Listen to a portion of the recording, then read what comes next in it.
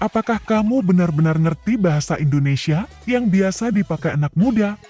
Atau bisa dibilang bahasa gaul atau bahasa keren lah? Sebagai model bahasa besar yang dilatih untuk memahami bahasa manusia sebanyak mungkin, saya berusaha untuk memahami banyak variasi bahasa Indonesia, termasuk bahasa gaul atau bahasa keren yang biasa digunakan oleh anak muda.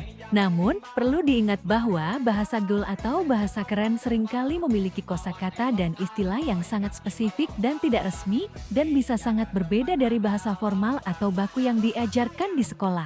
Oleh karena itu, saya mungkin tidak 100% paham tentang semua bahasa gaul atau bahasa keren yang ada, terutama yang sangat baru atau populer di kalangan kelompok tertentu. Namun, saya berusaha untuk terus belajar dan memperbarui pengetahuan saya tentang bahasa Indonesia, termasuk yang digunakan oleh anak muda.